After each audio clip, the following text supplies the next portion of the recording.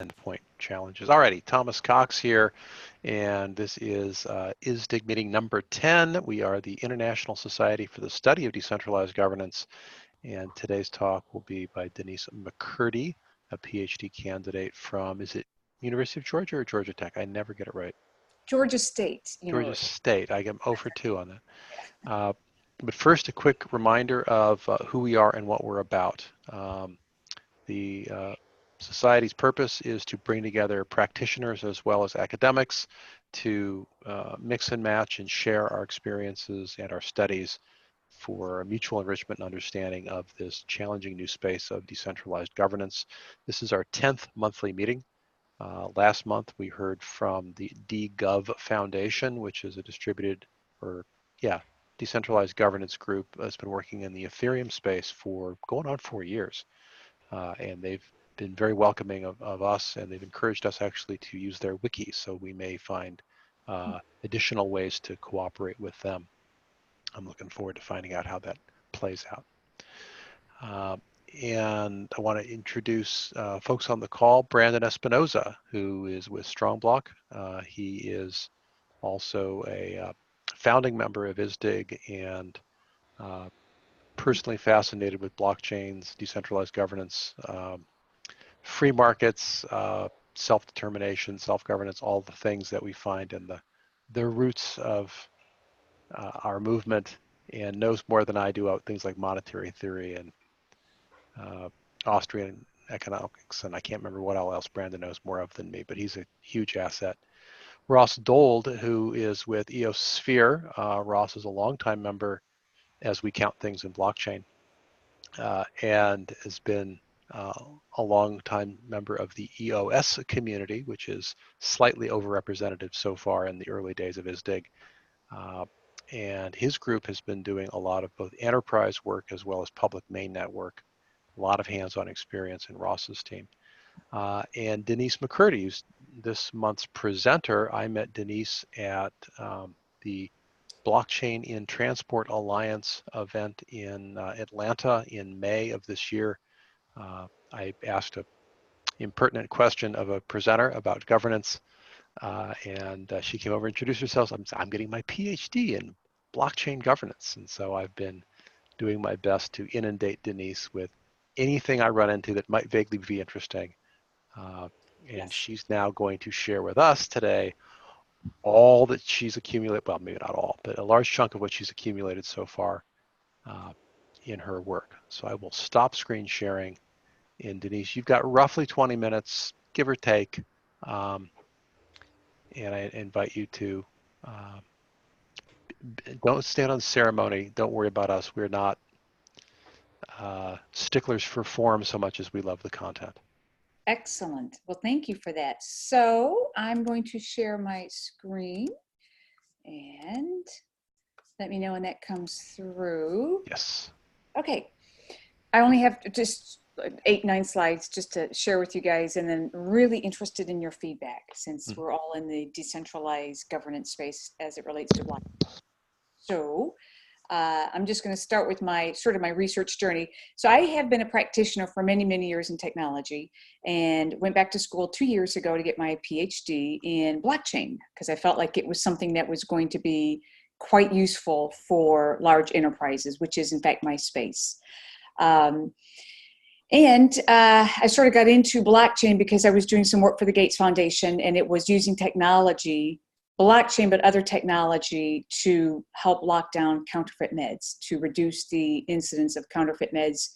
And that sort of resulted in a policy paper for third world countries on how to use technology and specifically blockchain to, again, reduce counterfeit meds. And this is actually a picture of a building, and it was in a part of Ghana. And there was a number of CMSs, or central medical stores, that were burnt down because someone on the inside caught wind that an auditor was coming through to look at the medicines that were stored in the CMS. The way it typically goes is it gets sent over by a Western, alliance. Of course, the U.S. sends a huge amount of vaccines and the like over to African countries. Then those get put into a CMS, which is just like it says, a distribution center. And then they get farmed out to different farmers throughout these different African countries. Anyway, in this particular one, found out that the auditors were coming to make certain that the medicines were there, they were labeled correctly, you know, it was what it said was supposed to be, and poof, they went up in smoke. It was $80 million in uninsured medicines. And of course, and the fire was to cover up theft and fraud. Oh, absolutely. Yeah. The fire, and they actually found out the fire was deliberately set by someone that was working in the ministry office that had a tip that the auditors were coming through. And the reason why, of course, as Thomas said, the fire was deliberately set because when the auditors got there, they weren't going to find what they were supposed to find. It was a lot of medicines gone, missing, counterfeits, et cetera, which would have been a game changer for Ghana to receive any more aid, money or medicines. So that's sort of how the journey started. And so I was approached to help some work on this paper. And for me, it was a fascinating journey because my background actually wasn't in pharma and it wasn't in third world countries. Learned a ton. And I said, you know what? I'd really like to do more of this. And anyway, so that was how my journey started. I just had to give you some background. And this is, by the way, part of what I had to do for my dissertation. So I had to convince my doctoral committee that, yes, I should be allowed to study blockchain in supply chain, and they had to sign off on it. So I'm not telling you guys anything that you don't know other than supply chain failures are huge. Can blockchain help, or a distributed ledger technology? We think so, but there's very limited empirical research to actually say, yeah, blockchain is going to improve things for both the academic and the practitioner communities. So this was what sort of my pitch to my doctoral committee in February to say, hey guys, I think this is important and I think it deserves some study. So should I stop for questions or just keep going? Keep going. We'll pipe up if we have questions, I'm sure. Perfect. Okay, so again, I am now considered an engaged scholar because I'm actually going to school. I have to look at both the academic research as well as the practitioner research in this space. And the space is governance in blockchain. And I can find some good research from GS1, which is a standards organization. They're the ones that do the barcodes. Gartner, McKinsey, not much in academia because it takes a while to do it. I found a little bit. So this was my pitch to say, hey guys, people are starting to pay attention that governance is really important in blockchain and there's very little research in it. And if we're going to use blockchain for third world countries, small to medium businesses, large businesses, we have to figure out how these companies have to work together because they're not used to working together. They're not used to being so much up into each other's skirts like they're going to have to be. And so, Thomas, when you asked that question at the BITA meeting, that's why I said, oh, I've got to go over and meet this guy because it was perfectly in my space. Right. My question was simply after like a 45-minute detailed conversation or presentation by a guy, never said the word governance once. I said, so is governance important? And he said, oh my God, it's so incredibly important. And I did not ask him, why didn't you talk about it? No, I think we should also be wondering that. Like, if you're not hearing people talk about governance on a blockchain project, wonder why, because it's vital. Yes. And this was IBM, by the way. This was a fairly high senior vice president in charge of blockchain in supply chain, I think. Didn't mention it once. Yeah. So that's why I thought it was a great question. So hence you understand why I'm here. So my study design, and I don't know, are either of you in the academic world at all, or because it's been a real learning curve for me? I'm not especially. That may change. I'm finding myself drawn more and more to academia. It's about half of our membership are, so the folks not live on the call will be watching the recording, and I'd say it's about, of the academics, about 2/3 are PhD candidates. Okay.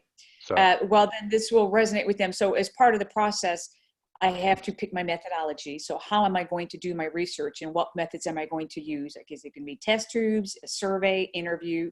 So I chose a mixed method, and a mixed method is part design science, which means I actually had a proof of concept that we built in the GSU blockchain lab.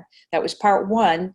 And then part two was then to take that research and let that inform my interview questions. And I'm now in the middle of interviewing different blockchain experts. And again, my questions were based on the proof of concept that we developed in the lab. So it's considered a mixed methods. A lot of work, but I'm learning a lot. This looks incredibly cool. I'm very jealous. Oh, yeah, I need to tell you about this program, Thomas, because if you come from the practitioner world and you're looking for something like this, but you don't want the traditional PhD route, I think this would be actually right up your alley. But we can talk later about that. So my design focus, you're going to see it's partly technical, but it's really a lot more. I'm spending more time on the governance. And this is just a partial list of the types of governance questions that I'm asking in my interview. There are 39 questions on my interview protocol, which is just, the questions. And again, these were sort of informed by the proof of concept that we built in the lab. And you guys know proof of concept, it's not, there's no way it's enterprise proof. You can't put that thing in production, but it does help you say, okay, where are the gaps? And gosh, I didn't see that one coming. We need to do some more rigorous research in this particular space. Change management is a big one. And though it's not on here because the governance list is long, legacy systems is huge. How in the heck are we going to use blockchain in a shared supply chain with all of our legacy systems? And the legacy systems could be for small companies or could be for international, medical bodies. It just, everyone has a legacy system. So my actual, and I know this is busy, but I just wanted to give you sort of like a brief overview of what my proof of concept looked like, what we built in the lab. We were not successful in building all of this. I'll be straight up front. We could not get some of the interoperability pieces working together. It's just really, really hard. So we got some pieces of this working, like we turned up the fabric with no problem. We were able to simulate a purchase order. We got a mobile API working. All of that was pretty straightforward. But I really struggled getting the Ethereum public blockchain to work well with Fabric. Mind you, this was a year ago as well when I started this.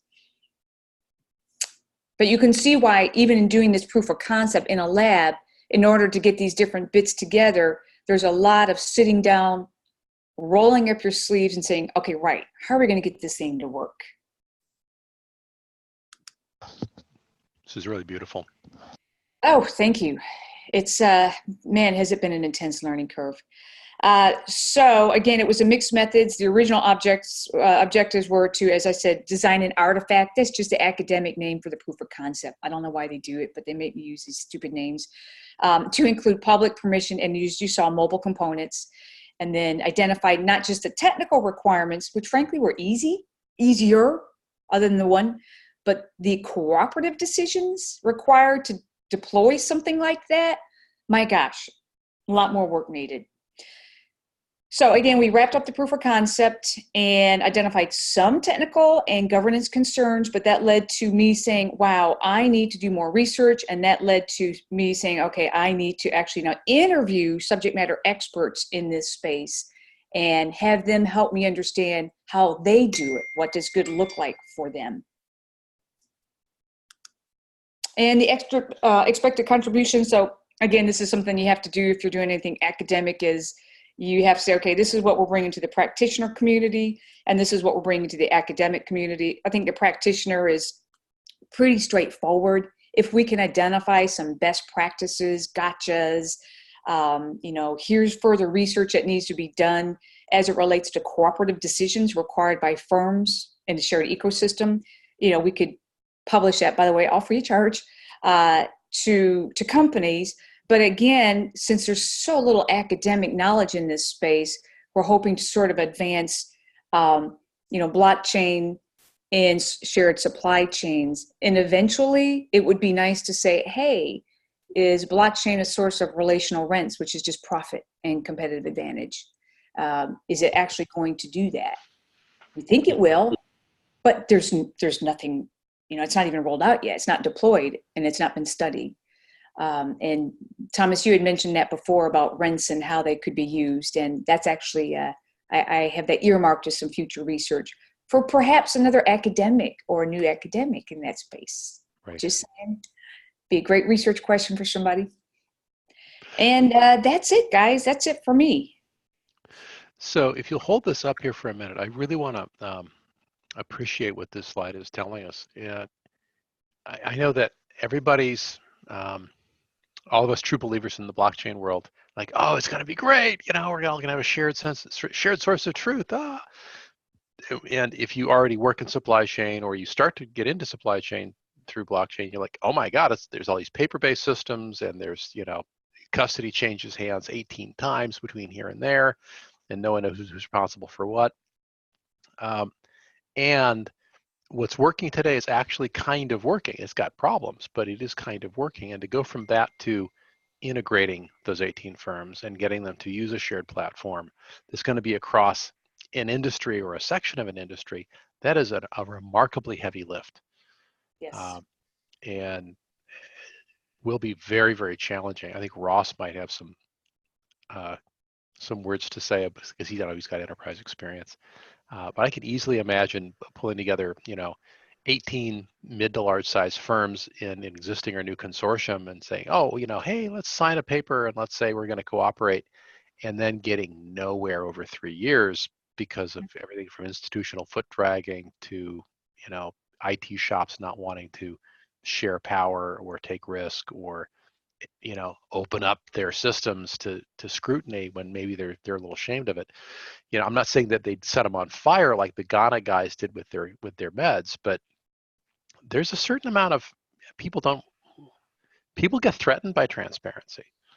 And I think one of the precursors, I'm going to claim one of the precursors for successful rollouts is going to be creating a shared culture of forgiveness, of acceptance of error, of curiosity about problems rather than finger pointing and blame. And most organizations don't have that. And so that kind of human capital investment as a precursor for technical success, I think is very daunting. And I'm thinking it's going to be, organizations like Walmart, which is a monopsony. It's a rather than a monopoly seller, it's a monopoly buyer for a lot of farmers. Yeah. They were able to mandate that if you sell leafy green vegetables to Walmart as of January 2019, you have to put your leafy green vegetable information on the Walmart blockchain, or they'll stop buying from you. And that's one way to get consolidation, maybe one of the few. Maersk struggled for over a year to get any shipping partners. They finally got some shipping partners onto TradeLens, but getting other groups to buy in is going to be a lot of work and it'll take a lot of time. Yeah. Anyway, so that's what's coming up for me as I'm listening to you and looking at your slides. I'm taking notes. Thank you. And we are recording this. You're welcome to come back to the playback.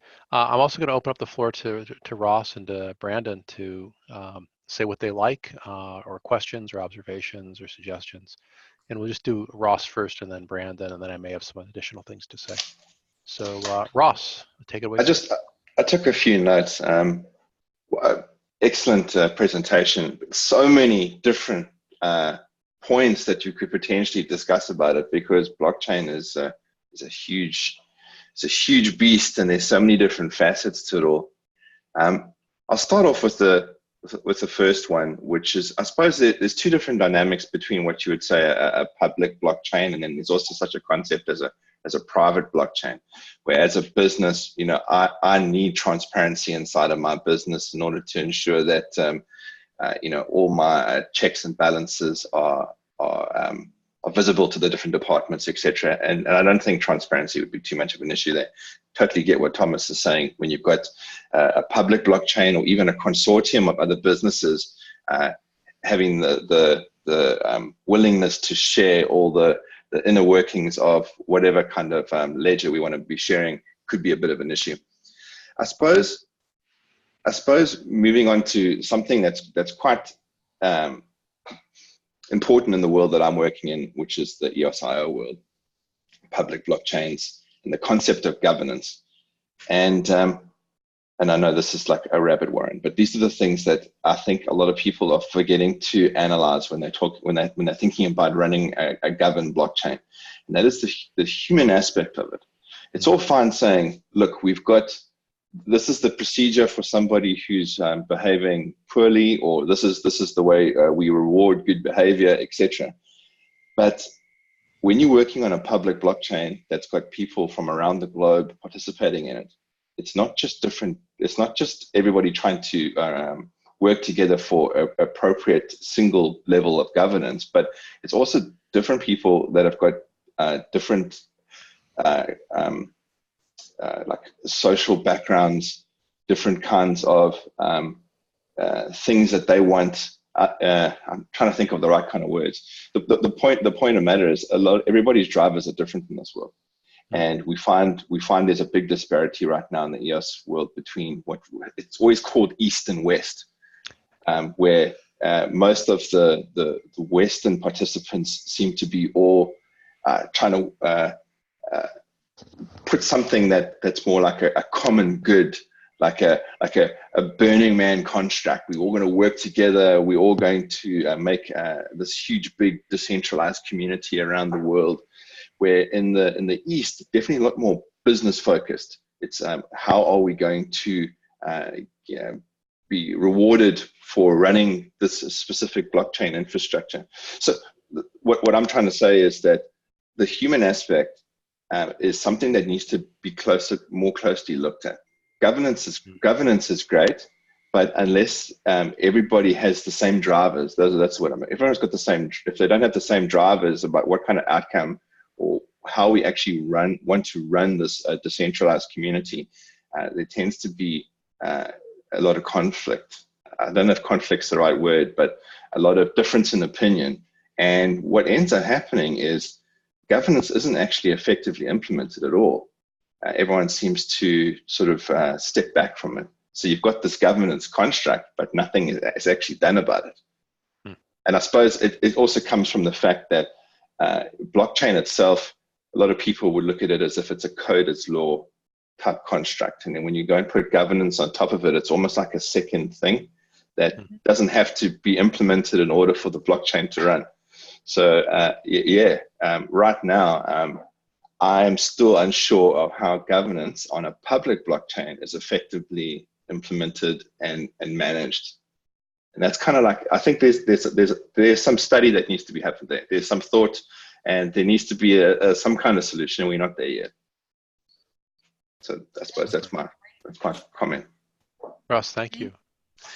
And Denise, if you have follow-on questions or you want to clarify, have Ross clarify anything, feel free. I'm not saying you have to have follow-on questions, Denise, but if you do. No, I do. Actually, that's an excellent perspective. And thank you for that, Ross. I have been focused in a permission enterprise type space, right? I hadn't really thought about the governance issues from a public perspective, because in my mind, everyone gets to join. No one really knows who everybody is. And therefore, you don't actually have to sit down at the table and roll up your sleeves and say, okay, right, who's going to be the approver, who's going to be the, whatever. But you're bringing up a really excellent point, and that's governance from even a cultural perspective. And I can see the East versus West, the Burning Man versus, the more business application. That's really excellent food for thought. So thank you for that. Yeah, I agree. Ross, thank you. Brandon, you've got the floor. Yeah, so I've given a lot of thought to the role of blockchain governance and consortia and how to make that work, and how to break down resistance barriers to adoption by members of a consortium. One of the thoughts that I had is that, man, the perception of competitive advantage, whether it's there or not, whether the numbers support it or not, is a difficult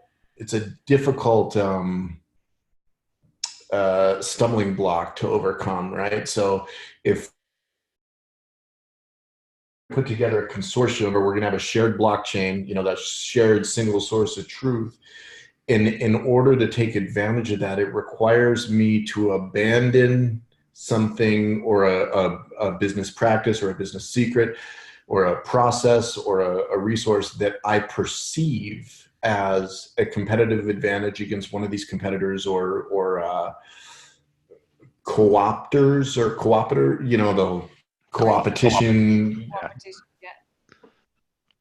one of the other parties that are in there. It's, that's a difficult thing. And so there's a psychological element to this as well, that goes beyond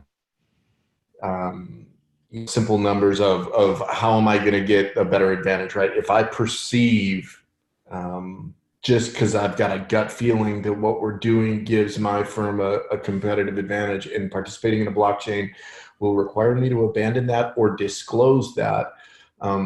It's one of those intangibles that I don't know how we address, right? I don't even know, because by its very nature, it's intangible, or ephemeral, or secret. And coming to the table and trying to leverage these supposed efficiencies that we can glean on the consortium level. I don't have that answer. Again, that's kind of more of a kind of the psychological aspect to this, but I think that there's more than just proving efficiencies of a blockchain. It's also overcoming those perceptions, even perceptions that don't have the number. Sometimes I know with human nature that it's the things that we can't disprove that we hold on to the most, the things that can't be disproven. It can't be disproven that this idea that I have is what makes my firm better than yours. And so I'm going to hold on to it till the day I die. So there's that measure of faith that's there that, I think it's part of the human condition. And I don't know. I think that that's also one of the stumbling blocks that we have in getting, broader use of blockchain in general, not a specific chain, but blockchain in general as a technology, at the consortium level, just because, people hold on to their core beliefs. And I don't know how that can be researched. I don't know how that can be. I'm guessing it's going to be applied psychology and the behavioral science wing of the university. Or experimental economics, possibly. It's a good question. That was my thought. I know I apologize. I had lost my internet for a little bit, Denise, here, and so I lost the first part of your presentation. I will be rewatching, so I apologize. I don't have any comments on that. Oh, no worries. I suppose the thing is you don't have to expose your entire business. It can just be a specific process. I don't know, authenticity of like shipping manifestos or something. Maybe it's in our advantage as a consortium to have that kind of information, publicly available to us internally. Right. Yeah. And that's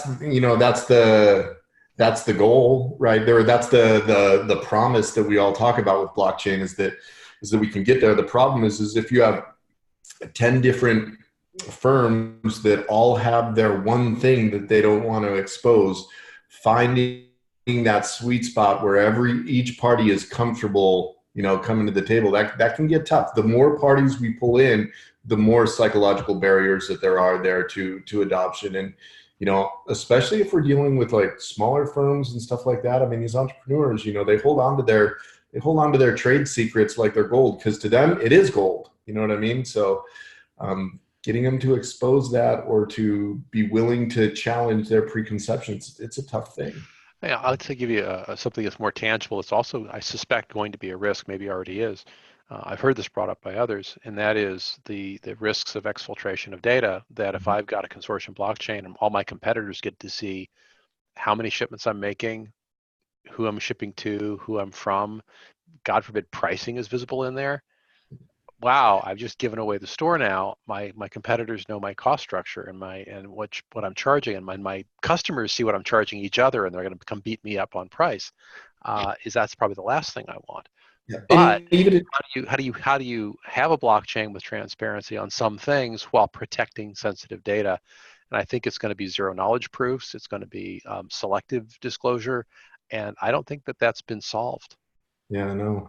And I mean, where everybody's talking about that right now is, I mean, the general approach is, well, we'll just encrypt the data, but that doesn't help when, I mean, I can backwards construct the parties talking to each other, even though I don't know what the data says. Traffic analysis. Yeah, suddenly my Yeah. competitor is exchanging encrypted information with this customer who he wasn't talking to before, and I'm trying to close a deal with him, and all of a sudden there's this uptick.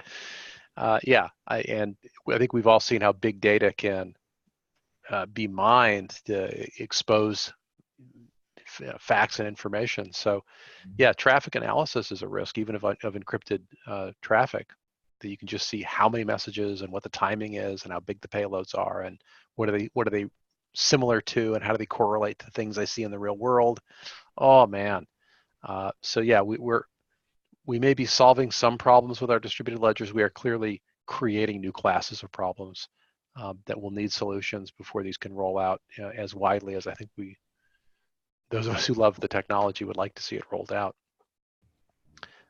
And I will come back to the comment that Denise and I bonded over when I asked this IBM fellow, his name is Steve Rogers, not Captain America, but Steve Rogers was, when I asked him the governance question, is governance important? He said, as best I recall, that governance challenges are the single thing that prevents pilots from being scaled up to production.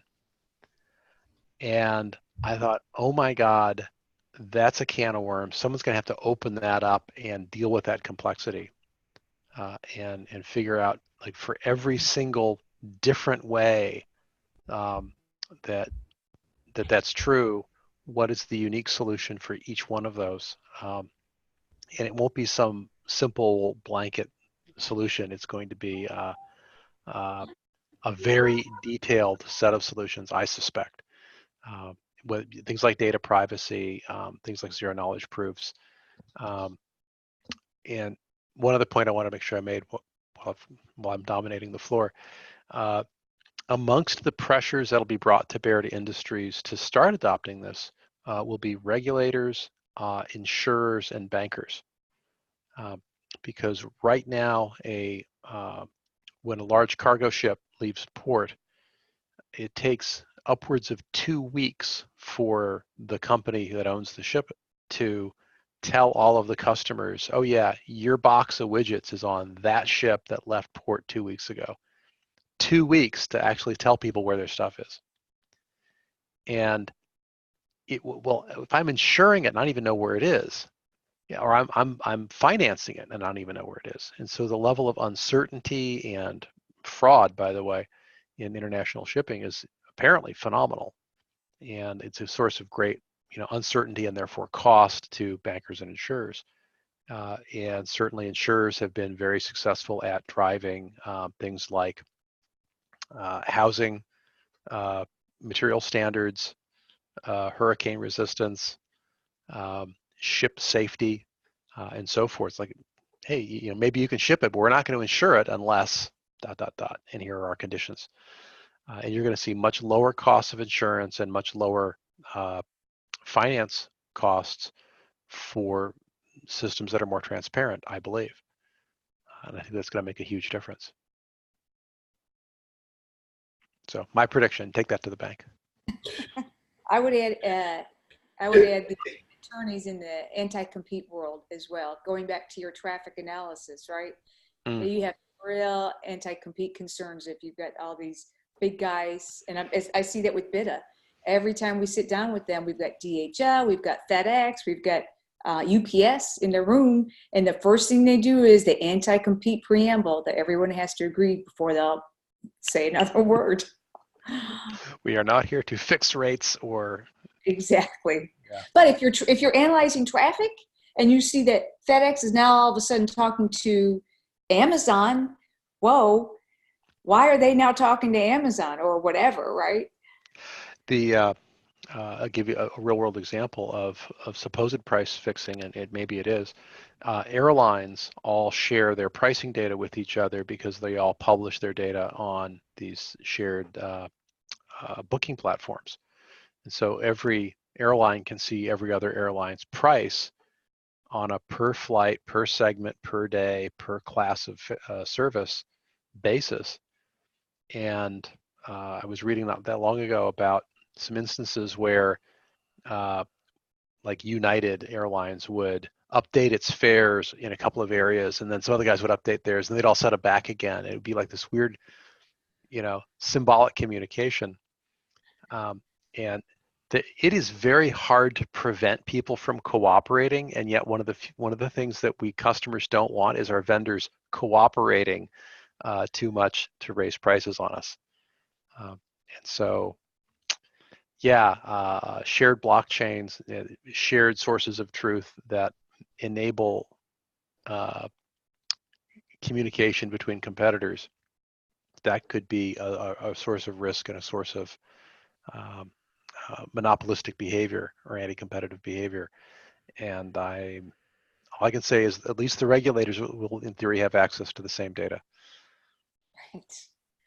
And that traffic analysis, I was reading an interesting story. It's a little bit of a tangent here, but I was reading an interesting story that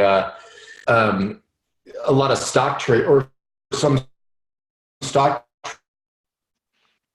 the API. There's a few.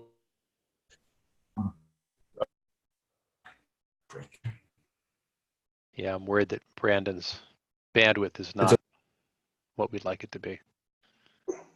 Sorry, Brandon, we've lost you. It's all right. I'll pass. Don't worry about it. I really wanted to hear that story. It sounded awesome. I did too, actually.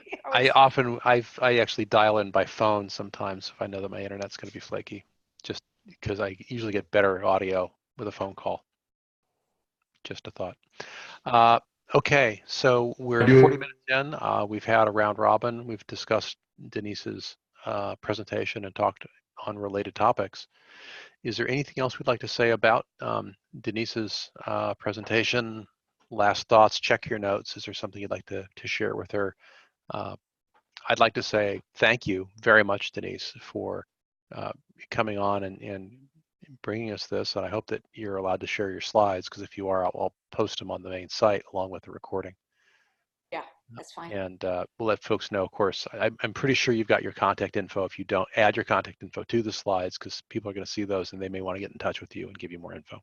I don't know that I do. That's a good point. I'll add that. Yeah. Brilliant. I will strongly encourage that. So very grateful to you for coming on. Well, thank you for having me. Thank you so much. Other closing comments, Ross? I enjoy these discussions, and Denise, your slide deck is excellent. Thanks for sharing the work that you're doing. Yeah, very much so. Looks like we've lost Brandon again. So I want to wrap up this section and move on to the next. And I will screen share. If I can figure out how to get access to my little sharing button. There we go. Right, so we did the feedback Q&A section. Thank you for that. As usual, we are a very mannerly bunch. This is open discussion time, so I want to invite thoughts from both our guest and you, Ross, and then also me, on how are we doing as an organization? What could we be doing to improve our reach, to recruit more members, to bring in more speakers, and so forth. We've got some suggested future speakers tentatively queued up, but obviously we've got one a month, and that means building out the calendar and inviting people and scheduling them.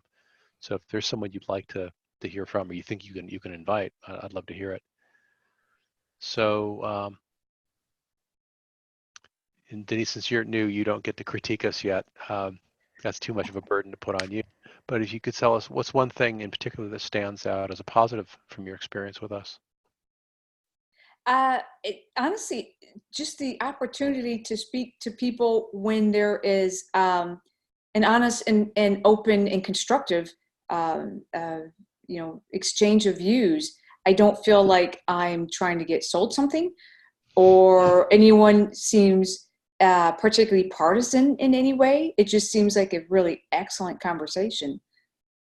Good. We certainly strive for that, and I think we hit it more often than not. Ross, what's something we could be doing to improve the ISSDG experience for you and or for others, do you think? Well, as far as trying to get more participation, I probably should leverage the guys from RMIT to try and spread the word to maybe partner universities. Most universities will have some kind of blockchain program. Let's try and get the word out of it. There's actually quite a few people in the group, but we don't always make the sessions for some reason. I suppose it's because it's mainly academics that join us, and maybe they're all busy in all different parts of the world. So yeah, we should probably definitely ask even Jason. I mean, Jason is traveling the world all the time speaking. Maybe we can get him to plug the group and say, hey, you should join it. It's a good discussion, I think. Right. I'll put that in the notes. Super. And with that, I would say we are at the end of our agenda. If you have suggestions for future topics go ahead, Denise. There's a question from Brandon. He's asking if I could share some of the questions I'm asking in my research. Oh, yeah. It's really, really good question. I am not allowed to share my interview protocol until the research is wrapped up, because if I do talk to someone, they're not supposed to have advance notice of my questions. Right. It's just a protocol I'm supposed to follow. However, I can certainly, and Brandon, feel free to link in with me, and I'll send you my contact details. I can certainly give you the broad buckets. I can absolutely do that. And then once my research is wrapped up, I will absolutely publish the entire list of questions. I'm happy Brilliant. to do. Yeah, that'll be terrific. I know I, for one, would enjoy reading that. You know them. But I don't memorize them. Okay. I was asked them and I answered them, but I was very in the moment. So I don't, if you ask me what questions were you asked, it'd be stuff about governance. It was a good interview, though. I will say that. It was a good interview. Thank you. Okay, so we're at the end of our agenda. And I want to remind folks that we do meet towards the end of the month, usually on a Tuesday or Wednesday, mostly around this kind of a time window. It favors the Australians a bit compared to, say, 1400 UTC, which would be, I think, very early in the morning for the Aussies. And that would be another possibility if we wanted to shift things around, try and get more European participation. Our upcoming schedule, we do have some meetings set. You'll get those invitations in your email. And as I mentioned in the, I'm going to pop back one. We do have Deconstructing Decentralization with Angela Walsh set for September. I will reconfirm with her here shortly. And Rich, and I could not find Rich's last name on Telegram. He's involved in MakerDAO governance. He is not confirmed, so we may end up with somebody else in October. But I saw someone from MakerDAO complaining on Twitter that no one ever asked them about their governance. And it's very sophisticated and very successful. And I said, bring it. So we'll see if we can get them to come on. Certainly it is a very interesting project, and I know that they would have a lot to share with us.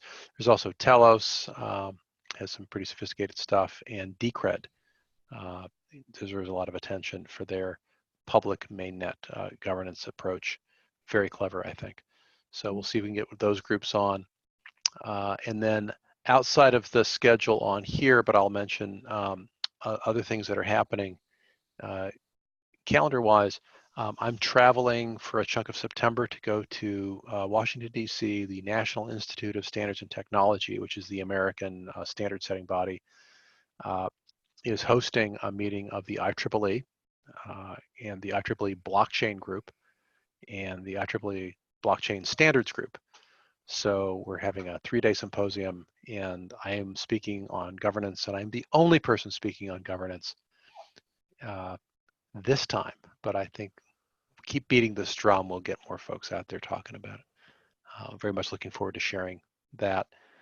In that presentation, I don't know if it's going to be recorded or not, but I'm giving a similar presentation that Friday, the 20th of September, at an open forum in Washington, D.C.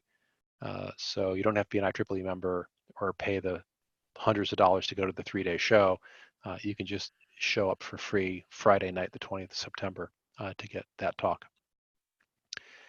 And then at the end of October, there is a large blockchain event in Las Vegas with the World Crypto Convention, and that will include some governance tracks. Highly encourage folks to come to that if they're at all interested in a very large blockchain-oriented trade show. It's the last week in October. I think it's like the 27th through the 31st, possibly. WCC is the abbreviation, World CryptoCon. If you Google search that, you'll find it. And with that, I would say we are done. And I thank everyone for attending. Thank everyone watching online for viewing the recording. And we'll be back in 1 month. Thank you all, and take care. Thank you. Thanks, Thomas. Bye-bye.